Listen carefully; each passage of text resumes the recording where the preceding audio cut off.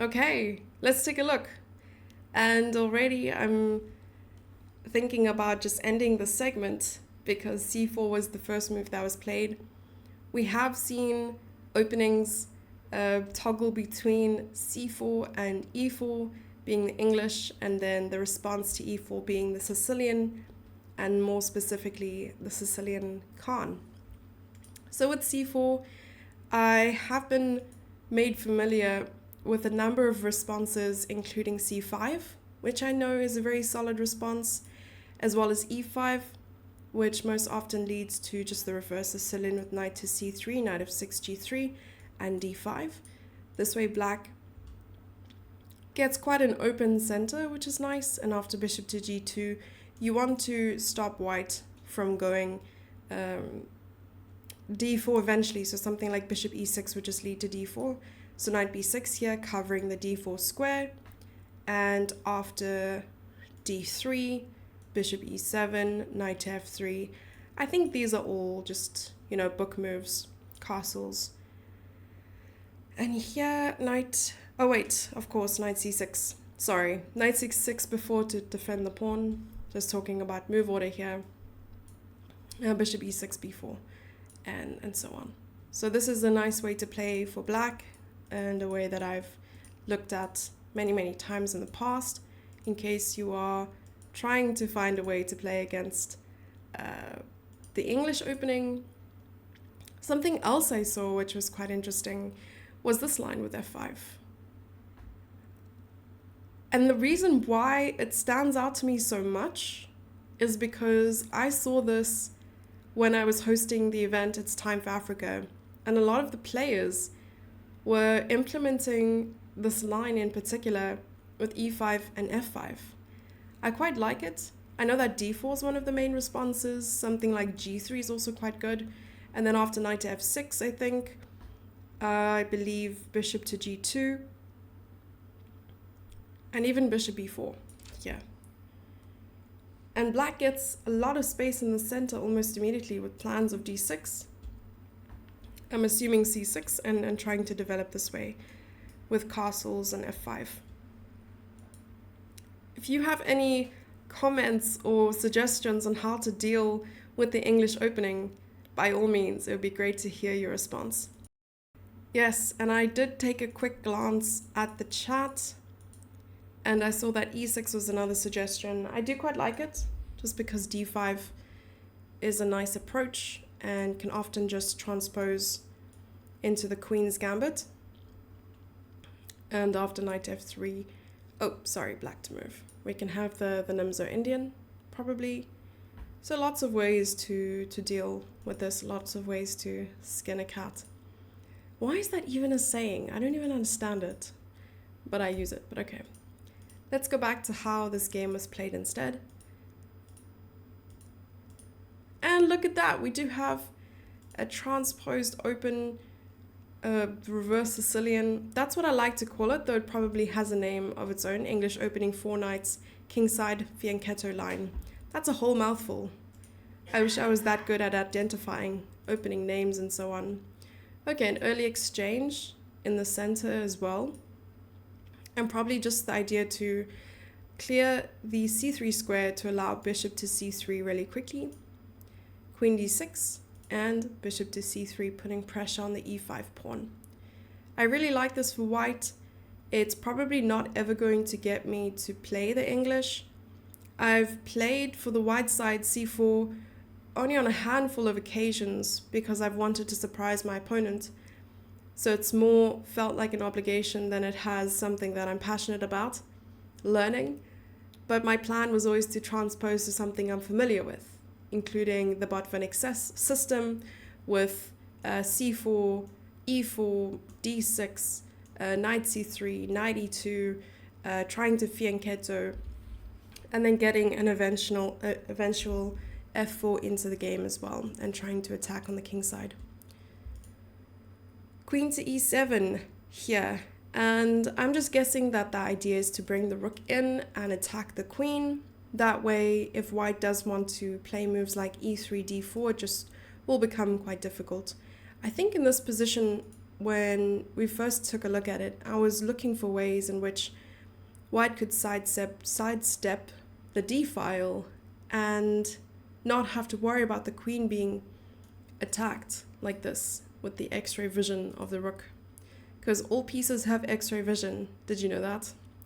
They secretly have x-ray glasses on, which is all scientifically proven. So knight d2 is a very common idea, I believe, for white, trying to increase the power of this bishop on the long diagonal, as well as repositioning the knight to a better square. And after knight to d4, there was e3. And this is probably something black wanted to provoke, just because of how weak this pawn is on d3. But I guess this e3 move also allows the square queen e2 to sidestep the d-file, as we mentioned, but also to protect the d3 pawn. And I also recall that in this position, my co-commentator asked me whether I would prefer to play with the white pieces or the black pieces, and I was really unable to answer the question, but I think I chose the black pieces just because of how uncomfortable I would feel with this pawn structure at the moment for white. Knight to b5, trying to gain a tempo, attacking the bishop, though the bishop doesn't really have any escape squares at the moment. And if black manages to exchange this bishop for the knight, black will have the bishop pair. And that's always a great thing. That's exactly what happens. I guess for now, things look really weak on the queen side here for white because both of these pawns are unprotected. But once white gets them rolling, I can't imagine the kind of space white would have at the end after playing moves like d4, c4, and so on, though they could lead to hanging pawns, and that's a whole different ballpark. Sorry, I'm clearly crying here because of how beautiful the chess is, and I would love to be a great chess player like them one day when I grow up. a5, and here we have the minority attack, which has been coined during that stream, because the minority attack would be 2v3, and 1v3 is a minority attack, as we all know now and should be seen in the Urban Dictionary in the next edition. After queen to b3, putting pressure on the b7 pawn is rook b8, simply protecting it. And now we're seeing white really reposition her pieces quite well here, placing the knight on a central square, with the only problem being in future f5, though this queen is already stopping that from happening, and bishop to d6. We could take a look at options of exchanging this bishop right now. However, there is probably the chance of not exchanging it due to the lack of range that it has. It has 1, 2, 3, 4 squares to go to, whereas this knight has many more. But then I was just thinking in this position that bishop could go to c7 and cause problems later on. So maybe it is important to exchange it. Let's see what happens. Okay, black unfortunately loses the bishop pair, and white captures the bishop on d6. Queen takes d6, and now simply to protect the pawn or move it forward. So Tan here decides to move the pawn forward, and after b6, trying to overmine the minority attack. Plays b6, takes, and rook to a7. And we know that the rooks on the 7th rank are like Pac-Man because of all the pawns it could gobble up in future. Yes, overmine. It's very important to note that chess terminology can make you sound really smart if you use the right chess terminology with confidence, or the wrong chess terminology with confidence. Either way, you're bound to sound smarticle particle. Queen a4. I like this position very much because it feels like a critical moment. It feels like one of those situations where you really have to be careful where you put your pieces, because that can often mean in a couple moves it could influence how your pieces work together. So why I like queen to a4 here is it not only stops rook a8, trying to take control of the open file or at least counter, but also puts pressure on c6. And this reminds me a lot of polymorphy and how he was able to attack on almost every move, posing questions to the opponent, forcing the opponent to either defend or making compromising decisions in their own position. So here Queen A4 is just brilliant in that sense. And I think what else makes a critical moment is the number of options available to you. And what else is that when there's a turning point in the position, so either capturing something important where you can't exactly go back, could also serve as a critical moment in a game. Because I found that I had struggled a lot with and still struggle with identifying these critical moments. And when you're faced with one, it's important to invest as much time as you can into the position to try and understand and figure a way out to either equalize or gain an advantage. Queen A4 and Rook C8. Very normal, and Rook B1. Again, it's easy to think Rook A1 to just triple the pieces on the A file and give black no chance at all to control it. However, here it's also good to keep in mind that putting pressure on the pieces ties down the opponent's pieces to the defense. And here Rook B1 just tries to make sure that this rook doesn't leave the B file. So now C6 is under attack, B6 is under attack, the rook is covering the 7th rank quite nicely, and so white's pieces are fully utilized. And now I'm thinking that it could become quite difficult for black to find a way out. So bishop d5, and one of the reasons why this is probably an important move for black is that when you are under pressure or you find that you don't have as many moves in the position or you feel cramped, you have to try and exchange pieces, because the fewer pieces your opponent has, the less cramped you're likely to be. And here after bishop d5, white could simply just play a move like e4, though I think in analyzing this position live, I wasn't sure if it was in fact good or not. I think it's okay. Or maybe black was trying to provoke this. And then going for an exchange of queens. But that seems very inhumane. I don't know the difference between the two words. English is sometimes my first language and sometimes my last language. So bishop d5, taking the pawn on e5, a huge committal move because you are agreeing to allow this guy to be alone for a little while. c3, and after queen takes, queen to d4, which was a natural follow-up to try and connect the pawns again. And now both players have a set of hanging pawns. I am not sure anymore which color I'd prefer to play, though the evaluation seems to be fairly equal. I'm a little bit concerned about the future, though I think that in this position, white's king is more likely to get active just due to how powerful this rook is on the 7th rank. So king f8, king e7 is not as likely to happen as like king f3 to e4, trying to get the king to the center. And we all know that in the endgame, the king is given a value of 4. And the king is also a very important and powerful tool in the endgame that we need to use. Some people forget that and leave the king and try to use the pieces to attack and checkmate. So here, after b5, what would I do? I would probably try to exchange a pair of rooks, or I would try to keep the pressure, though I don't think I'm very good at rook endings. I wouldn't know where to go from here.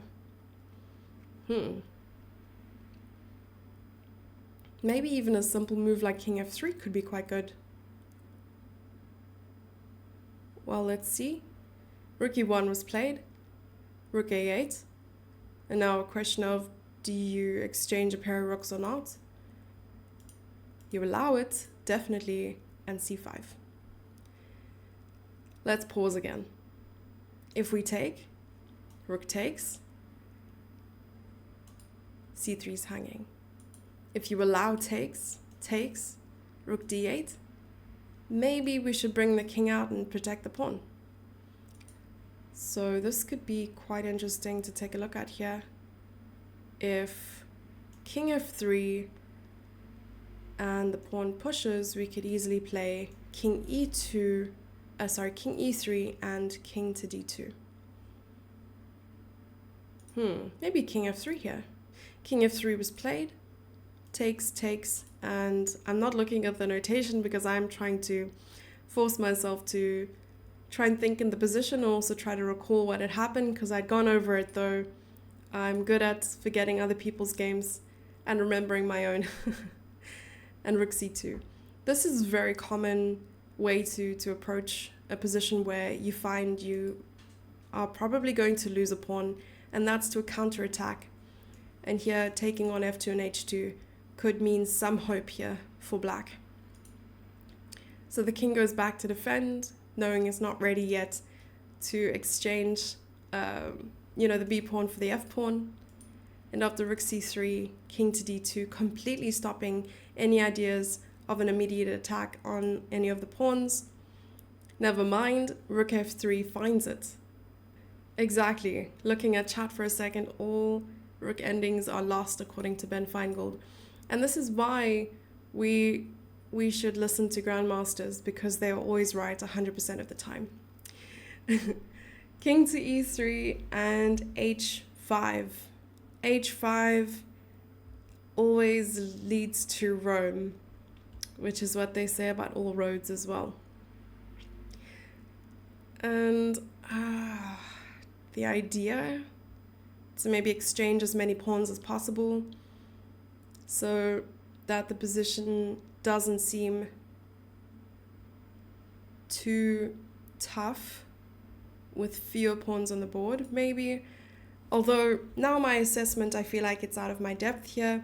It's important to note that players are both on move 39, I think roundabout here. Move 38, 39, and it was probably a very important decision to defend the pawn from the b file rather than creating an inactive, rather passive rook on the f file where it has limited movement. And this is exactly the kind of important decision that Ju Wenjun needed to make. However, she didn't have a lot of time on the clock in order to make them. So I can understand how difficult it is with little time to analyze or calculate accurately. So here after rook f5, perhaps Tan Zhongyi was feeling a bit more confident about her chances in the game, despite it being still a completely equal rook ending. King e3, and now the idea could simply be to play something like f4, king e4, to try and win this pawn. And in the case of g6, just h3, g4. And that's exactly what happened. So f4's on the board, king to e8, king to e4, and rook to f6, forcefully giving up the pawn. And g6 protects h5, trying to just recover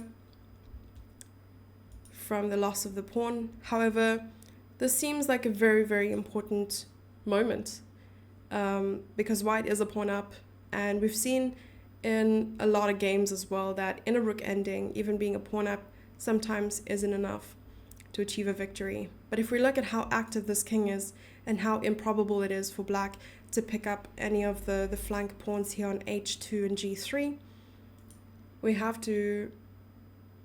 I'm looking at why the engine doesn't like d5 too much. I think it's a very normal looking move. Engine likes rook to e5 for some reason. Perhaps king d7.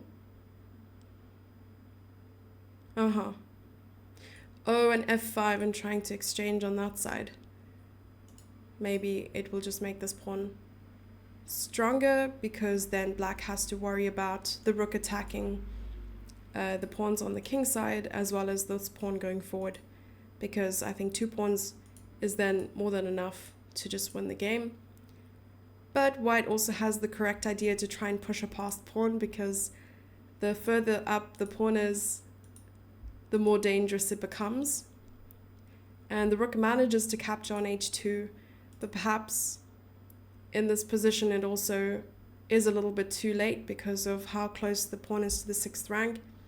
The king is doing a good job at fending off, but I think this pawn on g6 has to say goodbye soon. There's so many ways to draw this still, I believe, because after takes, I think this could very well be a draw after, I'm trying to think. I think it's captures back, rook takes, and the pawn just goes forward. Because now this king is close enough to the queening square, and you have one of those Philidor Lucina positions, because I know one of them is one of those rook endings that are supposed to be drawn. Someone has to remind me in chat which one is which. I clearly always need to brush up on my endings to know the difference between the two. But of course, I could also just be testing you and tasking you to tell me the difference. So maybe it's all just a ploy. Who knows? So after g5, I think it's super important to not take the pawn, but rather just keep the pressure and try to make sure that this pawn falls. I think f pawn being a passed pawn eventually is going to be very decisive after captures and rook h7. Now the plan is to try and stop the pawn, but also capture on f6 where possible. So after h3, the king could actually go for the pawn. Let me see what else was possible here.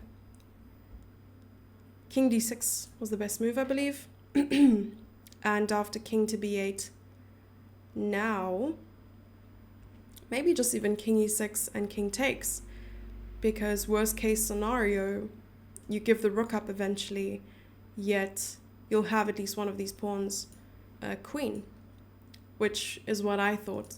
And I was like, don't try and be fancy, just convert an ending that you know is winning.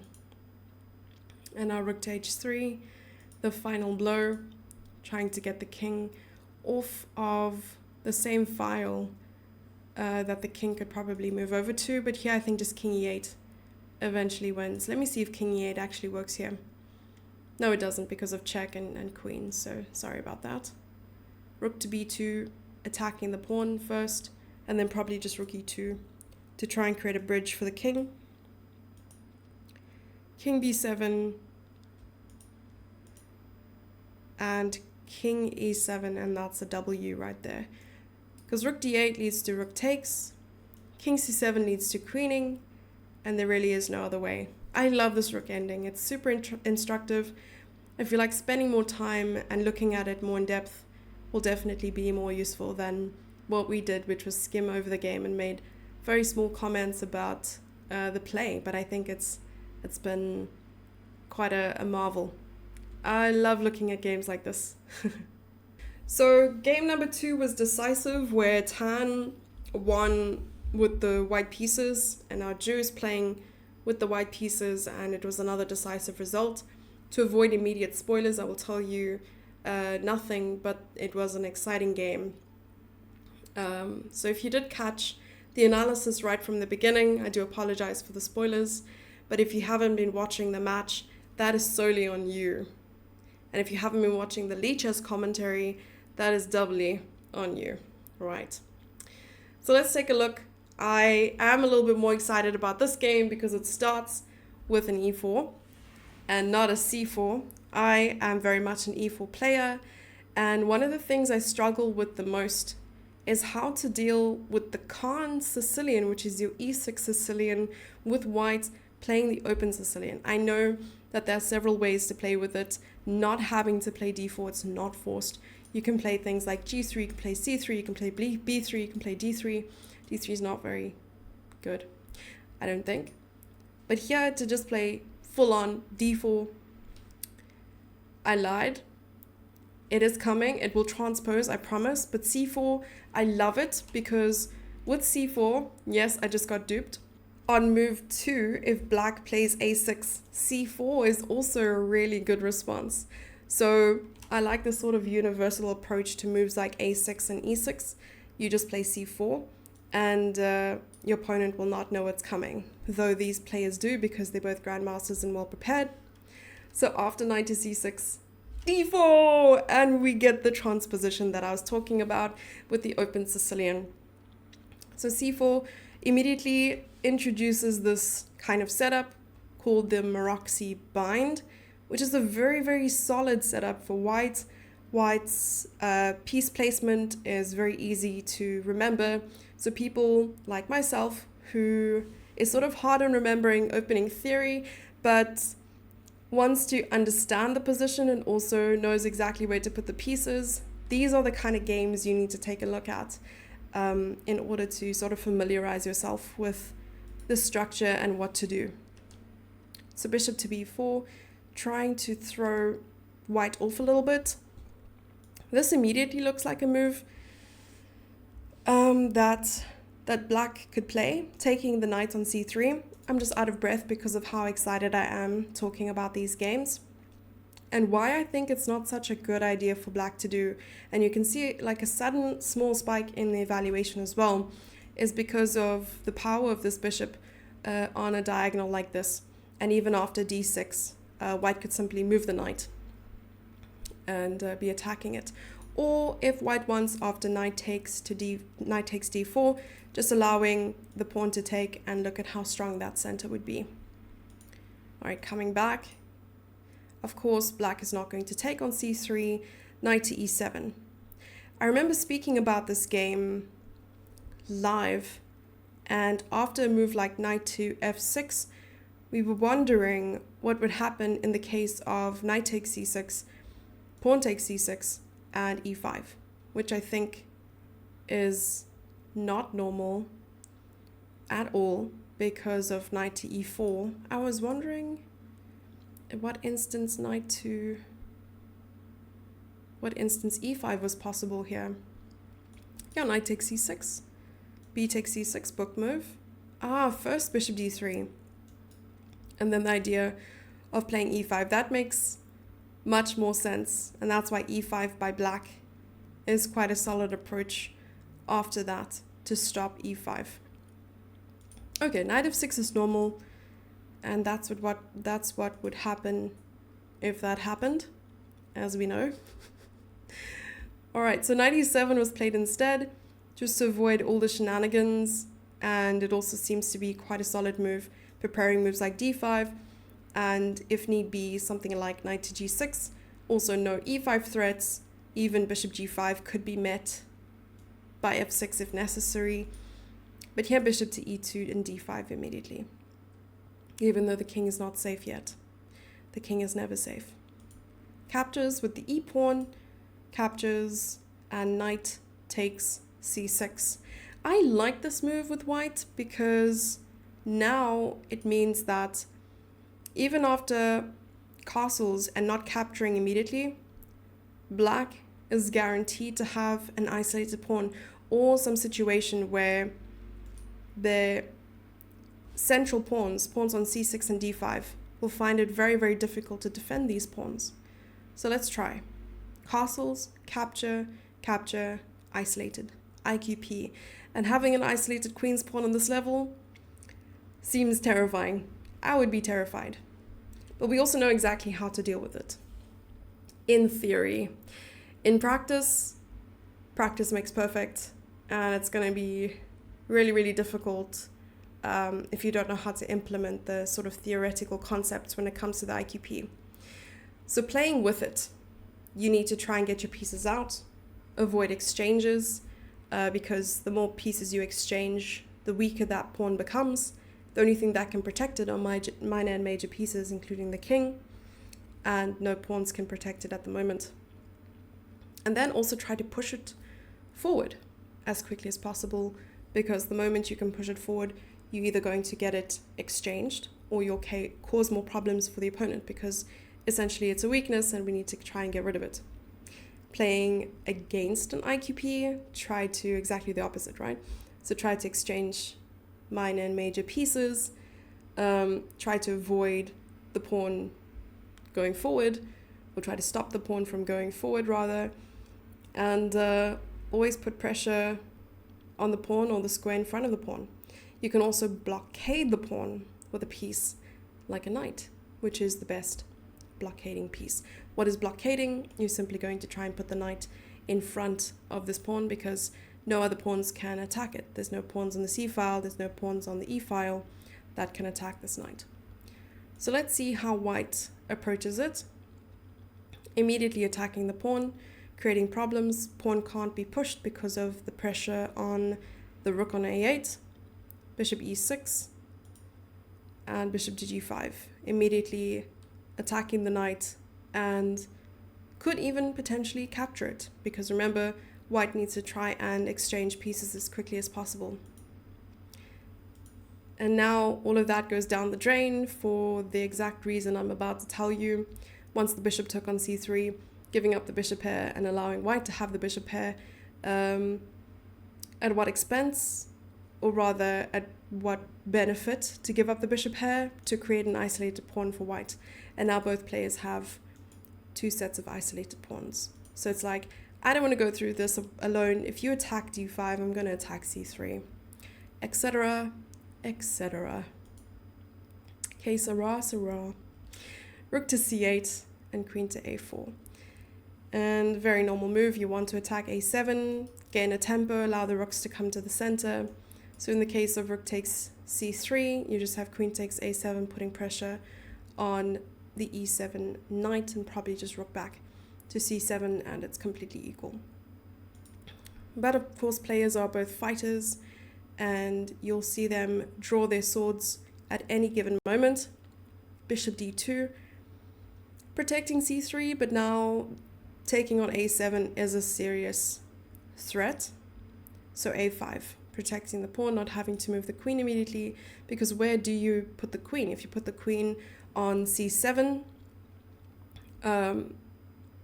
you sort of don't, well, actually, that's a good question. I have no idea.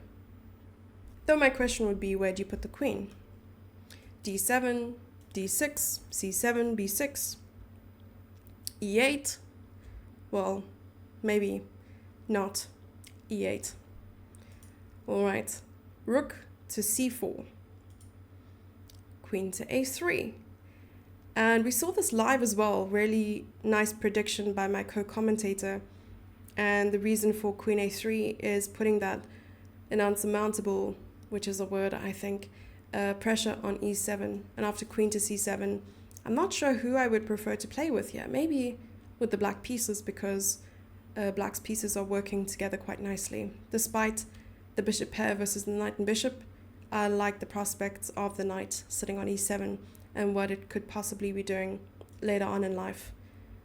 There we go, knight f5 immediately, with ideas of playing knight d6, knight e4. Rook comes back because it was under attack by the bishop, and rook d1. Looking very, very good for white. White has achieved full development, now just having to find good squares for the bishops. And voila. Bob is someone's uncle. Queen to d6, offering a trade of queens. Do you accept it? No, we're going to grab a pawn. Rook a8, trying to do exactly the same. And rook takes a2, wasting no time whatsoever. Now both players don't have an a pawn and have to rely on the 4 pawns remaining if you want to queen one of them. So bishop to f4, attacking the queen. And I think we took a look at this, actually, what happens if queen takes, pawn takes, and how powerful this pass pawn is going to be given the bishop pair and their ability to kind of escort a pawn all the way home. It's like you sort of want your pawn to have a bishop pair to back it, because it's going to be really difficult for the rooks or minor pieces to try and counter that. And of course, white also has some rooks to help putting it behind the pass pawn and queening. All right, coming back. Queen to c6, bishop b5, attacking the queen, and then queen b6. And it's not really a pin on the queen because the bishop can move at any time, and white wants to exchange queens to get the pawn on b4 here. Outside pass pawn. This is actually scientifically proven. The closer your pawn is to the center, if it's a pass pawn, the slower it's going to go up the board. But if it's closer to the edge of the board and it's a pass pawn, it'll go very fast. So we go from like first gear, second gear, third gear, fourth gear, sometimes even sixth gear if your car has on. Okay, so rook to e2, exactly as we mentioned, if rook takes, bishop takes, and you want this exchange to happen, so you don't mind it. After rook a8, I would even, give up not give up, you're not giving up anything, but exchange a pair of rooks here. Rook a1 back rank threats are imminent, and rook e1 just to defend the back rank, because nothing is worse than getting back ranked, checkmated, even at this level. Queen d8. Right, to avoid the exchange of queens, but also you don't want to leave your queen just hanging. h3, finally, a breath of fresh air. It's like cracking open a window on a bright summer's day to allow the fresh air in, and an escape route in case someone is guarding the door or trying to get in, and the door being the back rank. All right, so queen f6, trying to reposition the queen, also attacking on c3 here. And I think this is probably another critical moment. Like, what do you do? And what is your next plan? You can't just aimlessly move pieces around and hope it's going to work. You can't push a pawn without saying to your opponent, listen, I don't want to draw. That's not going to work out that way. So with the imbalance being the bishop pair and the two pawns not sitting on the same file, this is probably what white is looking at. And I'm interested to know what plan white is trying to follow here too. So rook e1, probably with the idea of playing bishop to e5, so rook c8 and bishop e5 exactly. Attacking the queen and also defending the pawn. These kind of moves are brilliant, multi-purpose moves, make my heart beat faster. Queen to g5 and if black isn't trying to checkmate, then my name is not Jessie.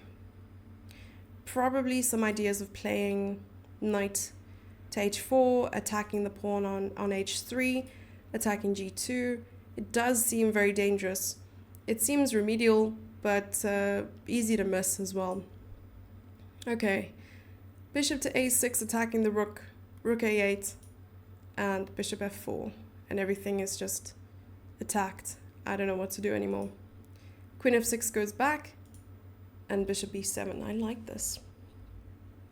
I like it very much. What's nice about bishop b7 is that the rook cannot go to b8 to pin the bishop to the queen because of how strong this bishop on f4 is. And I think the queen is rather overloaded. I'm not sure if there are any tactics, although the engine would probably show us if there were any tactics. White will have to be careful. Bishop c7, just annoying the rook. And unfortunately, there aren't any checkmating threats, but now the rook has served its purpose on e1 and moves over to d1 to put pressure on the d5 pawn and actually threaten to take it with the bishop. So queen goes back to g5 saying, listen here, it didn't work the first time around, but let me try again. And you know, when you don't succeed, just try and try again. And if you don't succeed again, go to bed because tomorrow is another day. All right, so bishop takes d5 finally, gaining a pawn, though the engine seems to believe, oh yes, we were looking at this crazy position, right? So knight to e3 was just mind-boggling and was the only way that Tan was able to maintain equality in this position due to the fact that if simply bishop takes, white is just winning. But let's look at how crazy this is. You're threatening some things over here. You're threatening the bishop with the knight, with, you know, everything is happening. Like this is a family reunion on a Sunday with a barbecue and the kid named Jim who has ADHD. It's really just a great look at this. It's gorgeous. All right, so knight e3 and h4, and now I can't imagine what the correct move would be here. Because also if f takes e3, you could simply play queen takes e3 if you wanted to.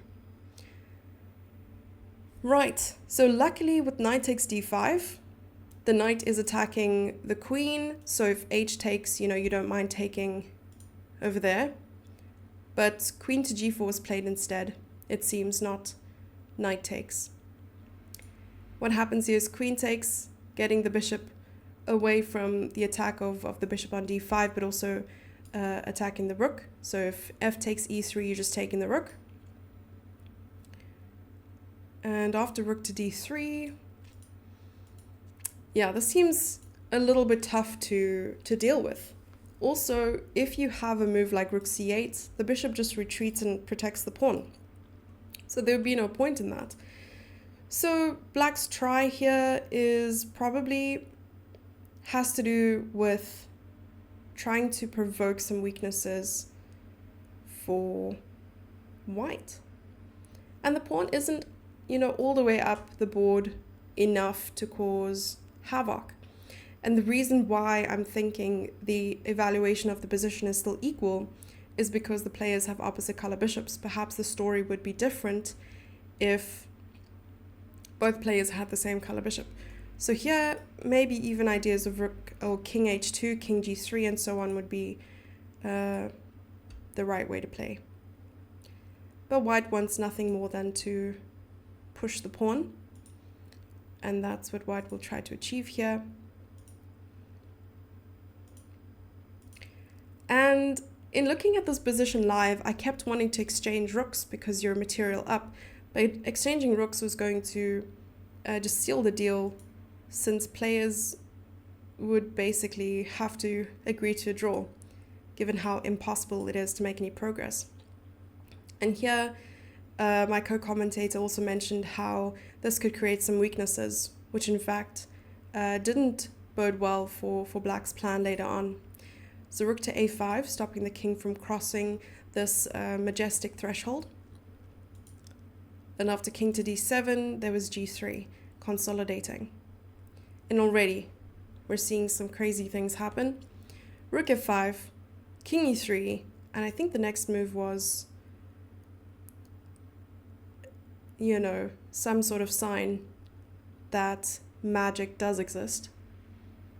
Because we can look at the position and see how equal it is. We can see that this pawn cannot really move, and if it does, there's just trouble around the corner. And if we do try to play, c4, c5, it's easy for the king to just stop it, and this bishop will always be protecting the pawn. But then on the other hand, once the pawn is here, it also blocks the rook from this fight, or this rank rather, and king going in could be a possibility.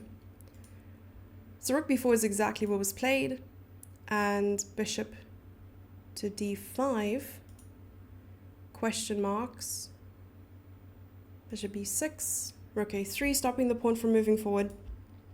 And the point of bishop b6 rather, is to allow the king to come to the center, because no better piece could possibly exist to guide a pawn than the king.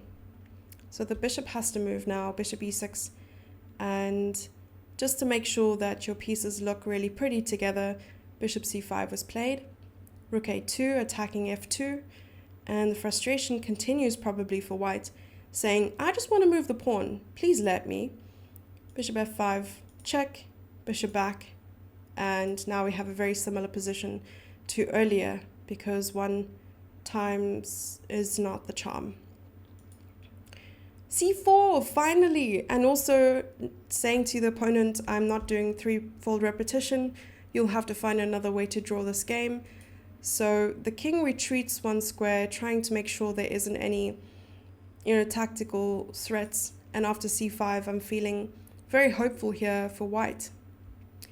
So the bishop is going to try its crazy magic. However, the bishop is not a knight and won't be able to offer, terrific services as a blockading piece. And apparently is a mistake here too. I'm trying to figure out why. So rook e2 was a nice way to stop the king from doing things. So needs to cut the king off from the e-file, but also playing rook e7 to protect f7. Okay, makes sense. And now the king can go. And the king is going. And the king is going. And black is implementing very serious measures here, but the bishop is just defending this pawn. This feels like an action movie with Tom Cruise. So rook b8, going for this opposition check, pushing the king back being to the d-file.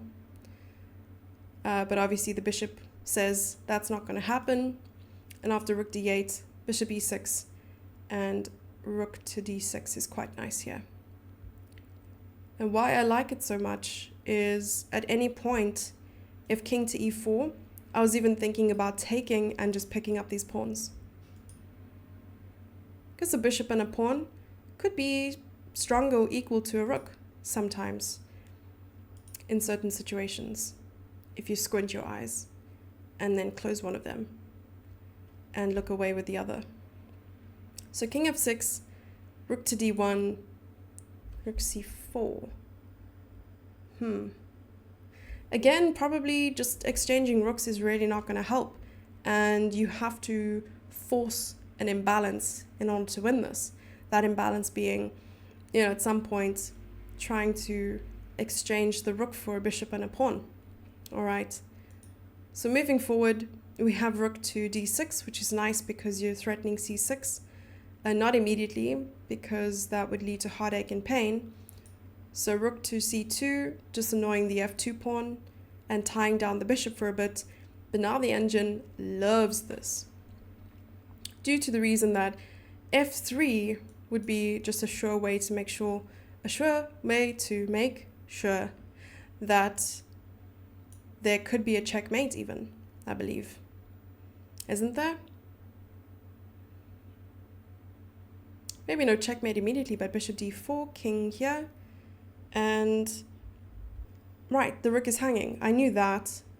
I was just wondering if you saw it too. Okay. So that didn't happen. But instead, we can go back a bit. Bishop to d4, check, king f5. And we saw this like mating threat idea with f3 here. Because now after a move like, let me see. What is the threat? Threats are being threatened. Rook c4, c6. And I was trying to make a checkmate work with g4, but that's probably in the future and way in the future at that. Okay, king g7 and g5 takes. Yes, it was here, chat. It was something like bishop to f6, king f5, rook d4, and trying this because here, I think it's just like mate in 2 or something with, there's bishop d5, I guess, but you're giving up the bishop. But anything else would just lead to mate. Okay, but that wasn't played, but rather bishop to b6, king f5, c7, and now the pawn is so close to queening that you might as well take the queen from the other side of the board and say, listen here, either resign or I'm going to put this queen right here. So bishop a5 did cause a few problems for white, just because it is really scary to both get the bishop active again, as well as try to queen this pawn. I can only imagine how frightening that must be. And after check, king to e5, taking the pawn, and this pawn actually has legs and will start running. And there we go, we have an ending. And it's funny to think that in just the previous game, the white king was on e7 when resignation happened, which is very irrelevant to the result of the game, but is a nice little cherry on the top of an ice cream.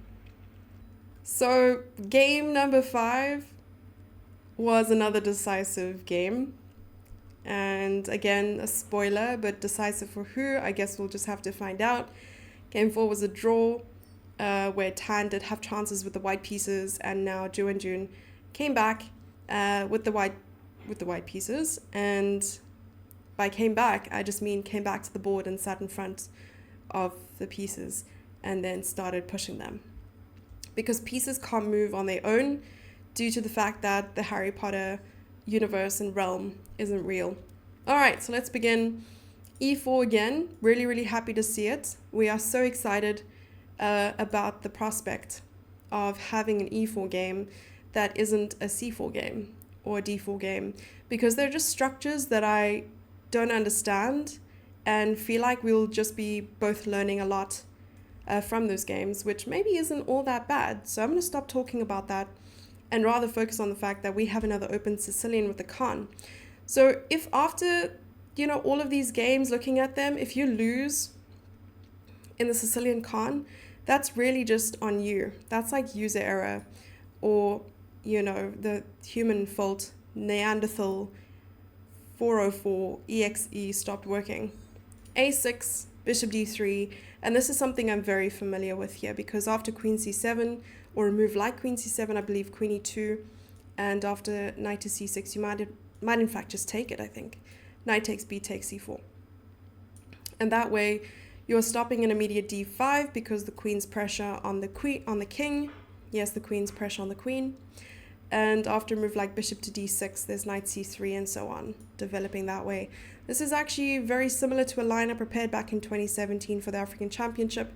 During that time, there were two things. I had no Wi-Fi in my room, and there were only certain parts of the hotel that had Wi-Fi, which often stopped me from using social media and distracting myself. So me and ChessBase became really, really good friends. 1 second.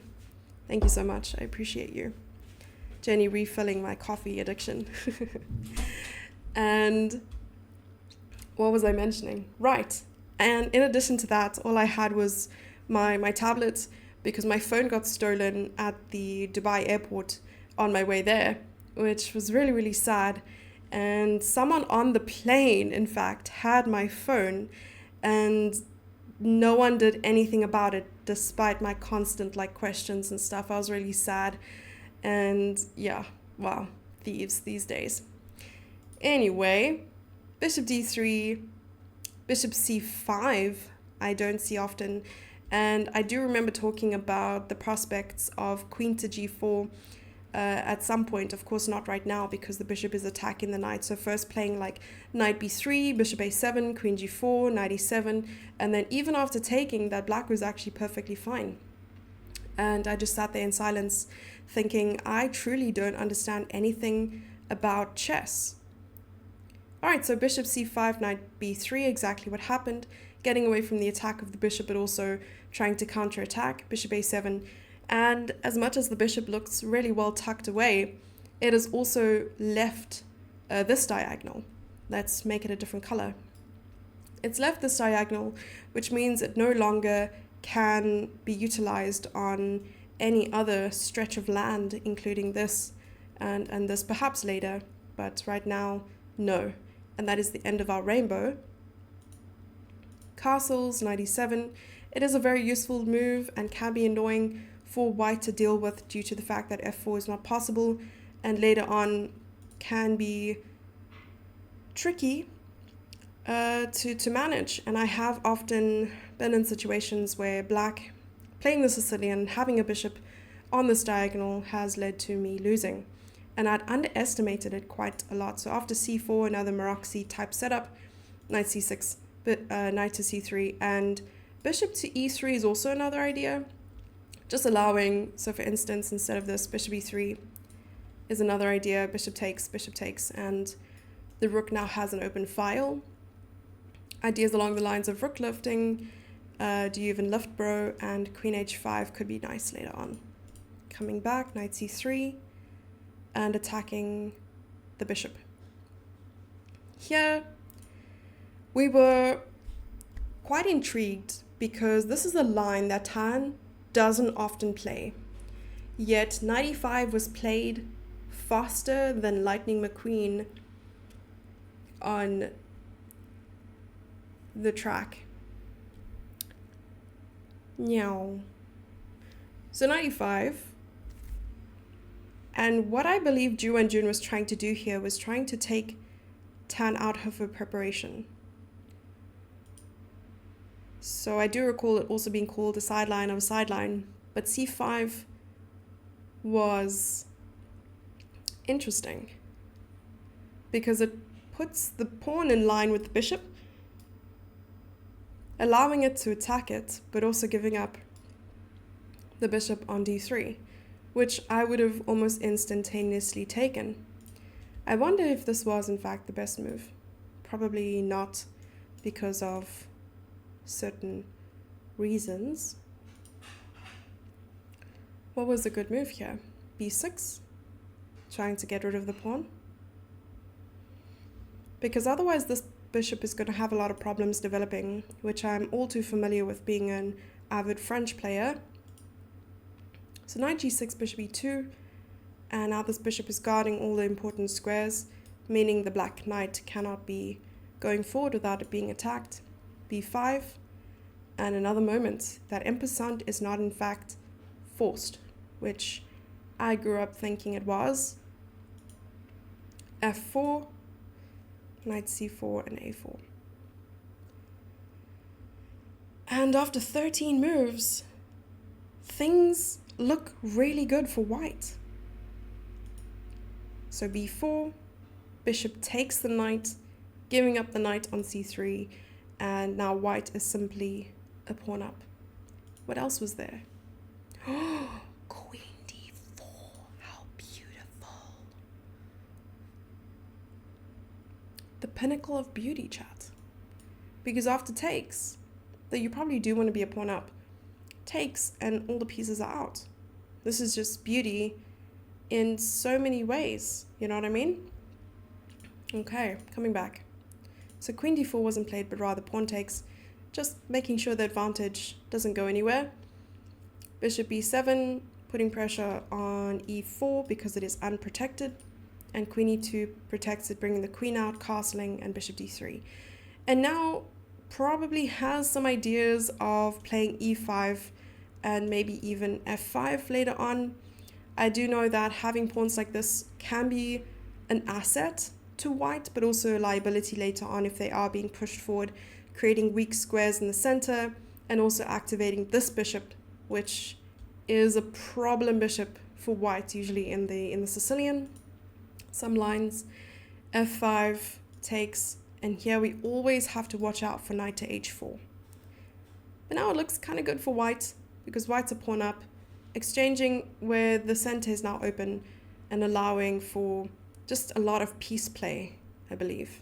Queen c7 can be quite annoying as well, attacking f4, and bishop to h6, trying to get rid of this light squared bishop, which is a super menace. It went from being a French bishop to a menace altogether. And why does this not work? Well, for a very simple reason. Queen c4 is check and picks up the bishop, so we can't have that. And after rook to e8, just getting rid of the bishop, and now all the problems simply fade away. Queen c4 check, which is a nice way to get out of the pin and to check at the same time, king h8. We were looking at king f8 briefly, but probably nothing to write home about. And bishop d4 is a great piece because it was raised correctly and his family cared about him a lot, and is now putting pressure on g7 and protecting the pawns. So he's a very caring bishop indeed. Rook e6, because prospects are only created after you start lifting. Waits. h3 was a huge question mark for a couple reasons. First of all, there's already air coming through, so why open another window? Number two, you're not stopping the knight from coming forward. Number three, there are ways to also improve the other pieces, which I thought about. And the last consideration was that I just am not on that level yet to fully understand the genius that this move could indeed be offering us in life. After the rooks doubled up, bishop to b8, and rook f1. I quite like this for white. Who wouldn't? Taking the pawn, giving up the two pieces, but also allowing some attacks by black, whereby I believe white has to be incredibly accurate. And we were looking at different ways in which this could indeed end up being a draw or even a win for black because of how powerful the pawn is, and the queen and rook could be dangerous as well. Queen b1 and rook e1, and now there are even ideas of this.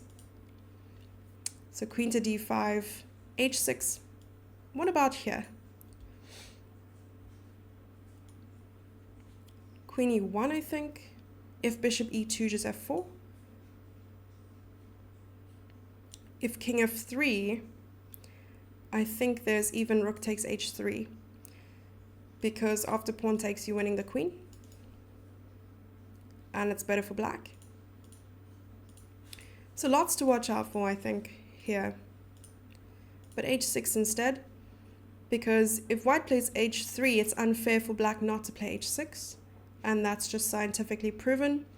But once this knight came back, things became a lot easier for white to manage, because babysitting a king that is being under attack is often your first priority, because as much as you could be 50 million pieces up, if your king's in danger, that just seems like a lost cause, to be honest. a5, because pawns on the flank need to be activated, because they go from 0 to 100 kilometers an hour in 1.2 seconds. Rook to d1, and some repetition just to try and get closer to 40 moves, which they did indeed. And now, after a lot of thought, black just wanted to continue the repetition, but white needed to find a way to convert this. And now the knight is doing a good job at defending the bishop and the pawn on a5. Knight d6 now putting pressure on the f5 pawn, but also getting closer to the king. And the questions that are posed here is that if black is attacking white's king, why can't white not attack black's king? Bishop f2 seems like the only logical way to defend g2 after queen to e6. Now queen f4, and things seem to be very easy to convert here for the players. Player being Ju Wenjun.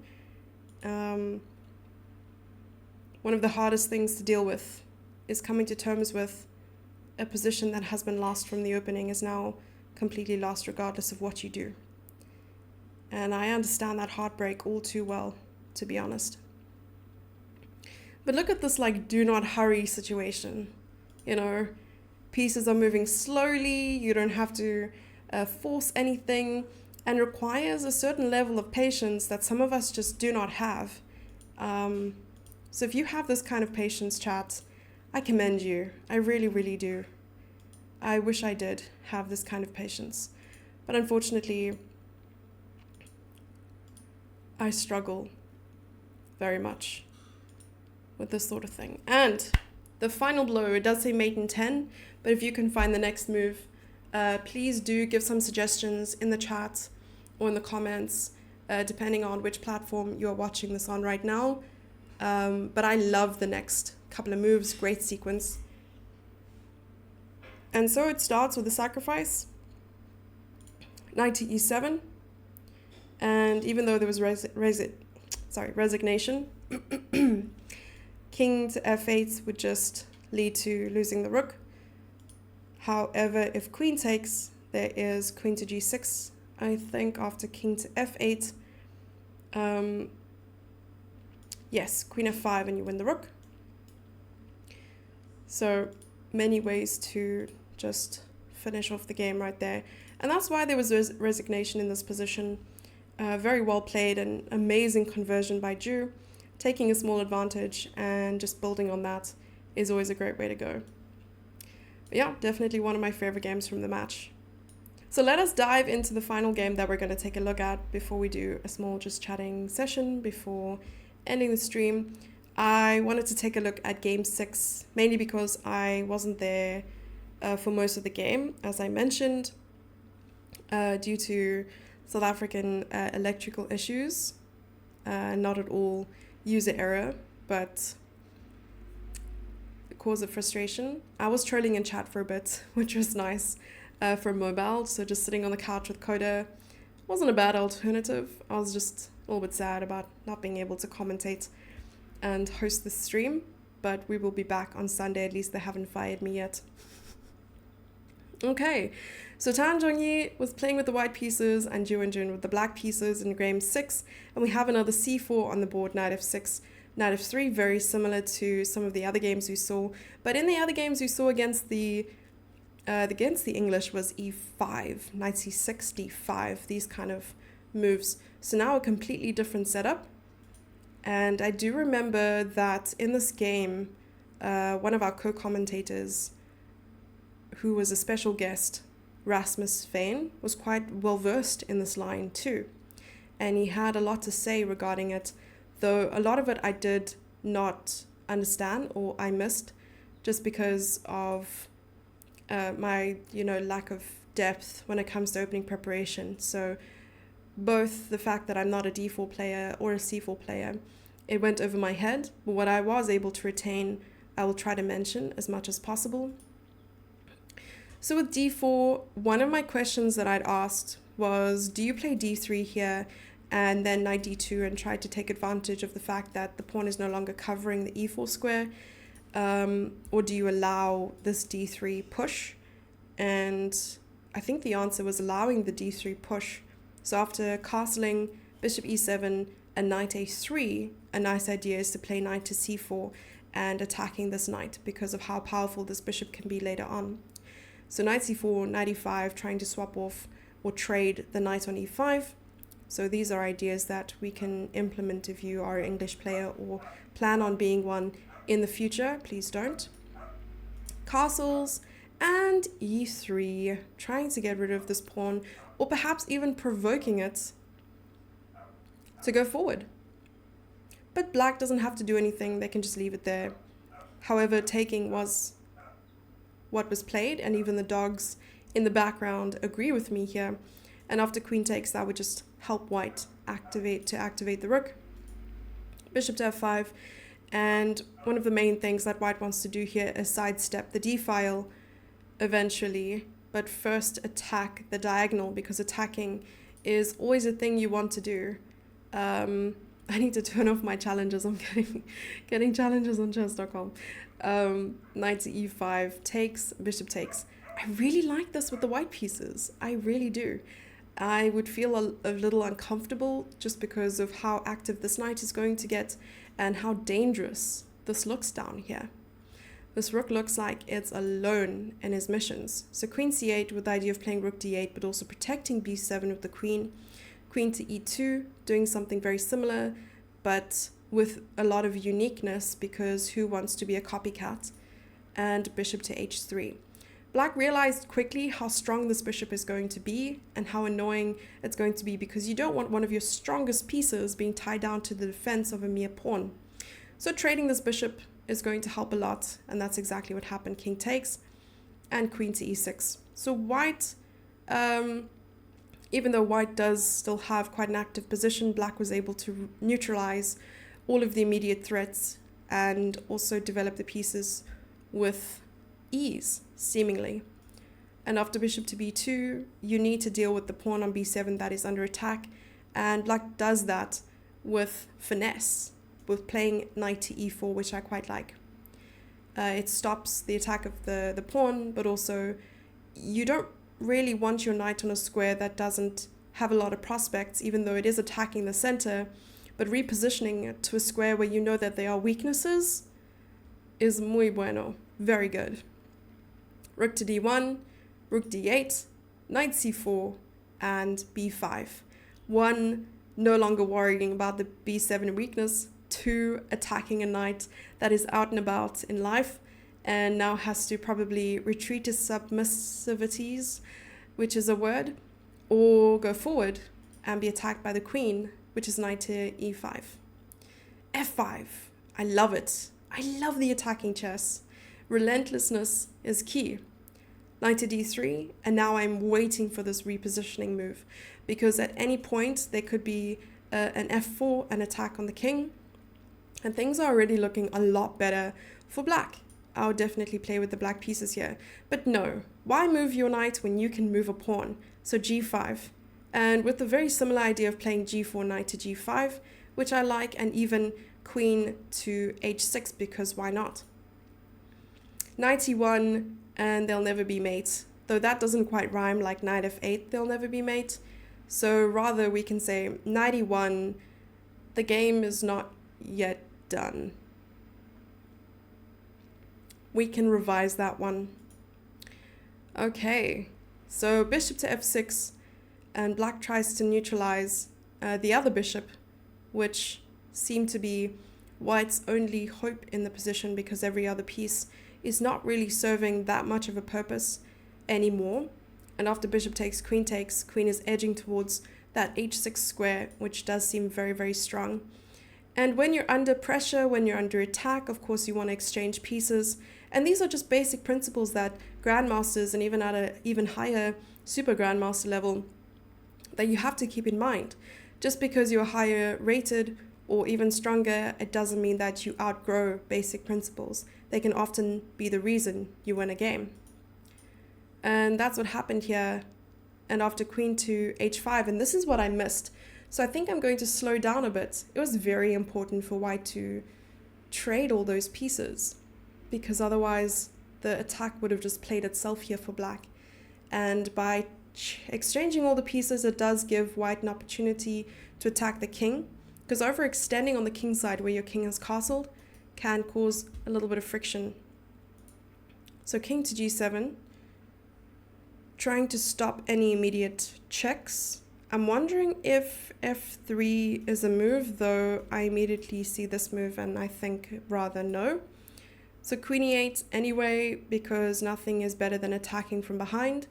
And a6, very sturdy move, not causing too many hassles in the position, solidifying. And do not hurry, guys, do not hurry. Knight f3, I'm a little bit worried. Who am I worried for? Well, that is under debate at the moment. If I was playing with black, I'd want to exchange queens quickly, because black has space here. And with space, you could easily create a pass pawn or problems for the opponent. Knight goes back to f6, very, very nice defensive move. And queen a8. And probably here is a really good time, because if you want to activate your king, it's not going to be easy if the queen is around to poke and prod with some checks. So maybe even queen to d5 here. Though I'm not looking at the notation, so I'm just trying to guess at the moment. h6 first, another very consolidating move. h4 somehow, engine says the big nope. Why? Maybe g4, actually. g4 was played. Check. Exchanging queens. And now it's just like such a clear path for the king. Because if you can see a path for your king in an endgame like this, it's super important. And one of the things I realized were of utmost importance when placing your pawns. If you can see a sort of path and like draw it in the sand for your king, that would be great. Which reminds me of a lot of movies too, like Maze Runner or The Jungle Book, you know, these kind of things. So king to f6, f4. Yeah, this seems like a last resort kind of plan, where you don't, en passant again isn't forced at any point in time, even if you feel like it is.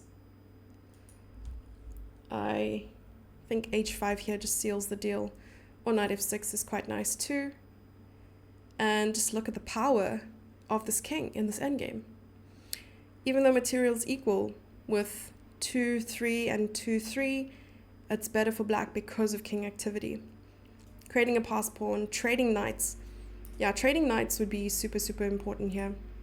So h5 maybe, and then knight e4, or this first, and then knight e4. It just seems so flawless. Look at that. Look at that. And then trying to push the pawn up at some point. But the knight is doing such a good job at like bordering the king and stopping the pawn from achieving all its life goals and missions. And there we have a resignation. How beautiful was that though? Wow. I want to be like them when I grow up, chat. I really do.